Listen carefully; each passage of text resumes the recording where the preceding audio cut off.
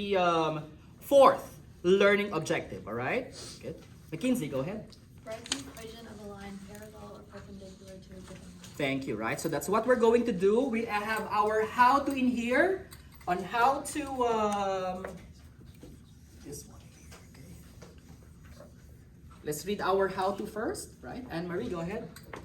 How to determine linear equation parallel or perpendicular to a given line at a given point. Thank you, right? Yeah. So you must have a given line and a given point, right? And let's figure out a line that should be parallel or perpendicular to that, okay? So let's read this instruction, number 27, right? Let's read that instruction for number 27. Go ahead, Christian. Write an equation for a line perpendicular to P of t equals 3t plus 4 and passing through the point 3, 1. Thank you, all right? So with that, let's analyze this problem, all right? So what are the given numbers, right? Or equations? There we go. All right, so that's our C. Circle the given numbers, right? 3, 1, and 3t plus 4, the equation itself, right? What's our U? What do we need to underline? What do we need to do? Bryce. What's being asked?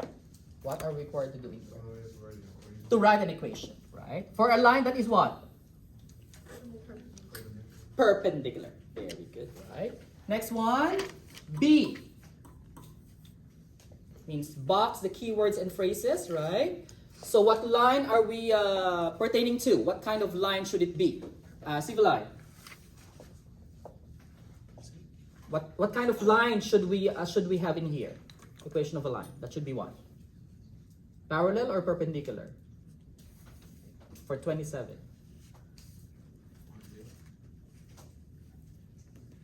Perpendicular, right? So it's already there, okay? What's 3t plus 4? That's the equation, right? Okay, right. And what is 3, 1? The point. Get it? Right? An ordered pair should always be a point, right? Although sometimes it looks like an interval, but in this case, it's a point. Ordered pair, x coordinate and y coordinate. Are we good? All right.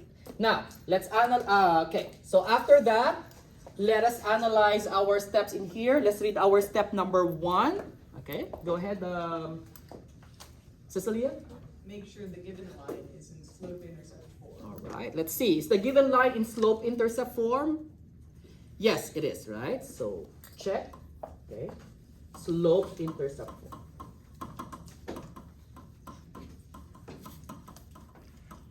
Again, in that case, what's the slope? 3. Very good. And what's the y-intercept? 4.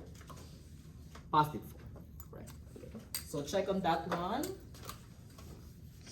Step number 2, right? Let's read our step number 2. Candy, go ahead. Get M2 as follows. 1 if parallel, M2 equals 10. If perpendicular, M2 equals negative 1 over M. Yeah, in short, if it's perpendicular, for this case, thank you. For this case, since it's perpendicular, what do we need to do? Sign change and flip, right? In math terms, that's called what? Negative reciprocal. Get it? So in this case, what's our M1 for this case? 3. 3. So therefore, our M2 then, that should be perpendicular to that one, will be what? Negative. 1/3, right? That's correct? Thank you. Correct. So you sign change and you flip. Again, in math terms, it's called negative reciprocal, right? In layman's term, you sign change and flip. Okay. Next, step number 3, right? Let's read step number 3 in here. Lexani, go ahead.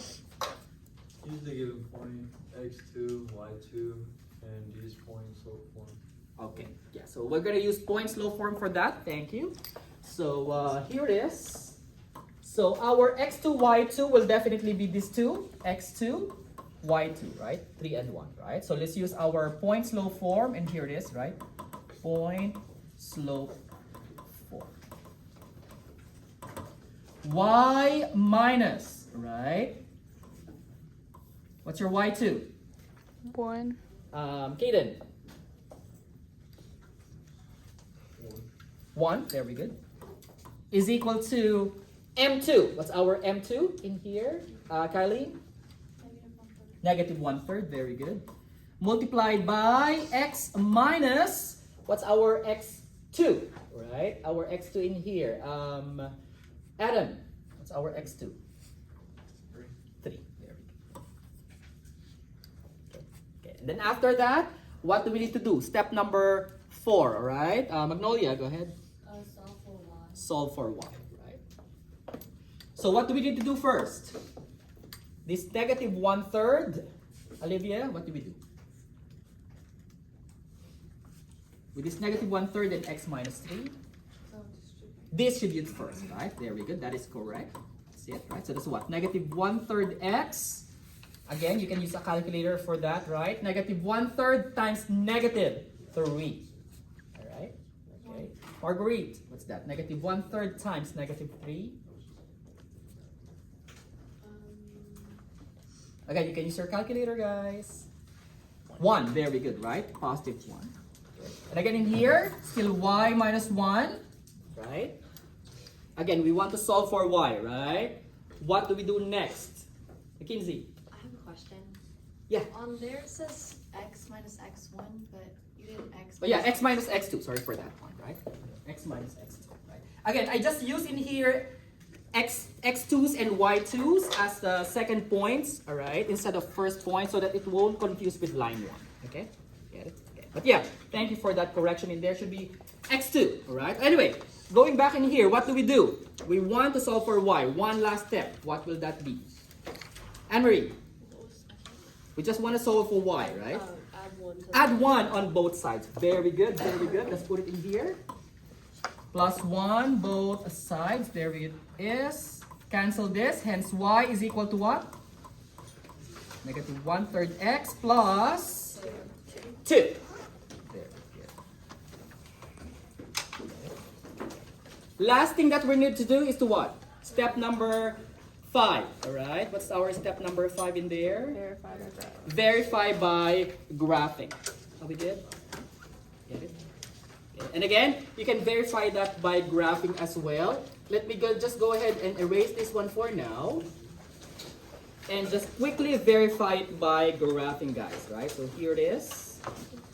What's the first line? Once again, y is equal to what? What's the given? 3x plus what? 4. Thank you. Right? What's the given point? 3, 1. There we go. And what's our answer? Y is equal to what? Negative 1/3 x plus 2. Right? So as you may notice in here, right? The given line, 3x plus 4. The given point, 3, 1. And that line in purple, our answer, negative 1/3 x plus 2, is at a right angle with the given line. Passing through the given line. Are we good, guys? Right? So, please take note of those and review for our parallel perpendicular lines. Right? So we're going to continue with this one next time. Thank you so much.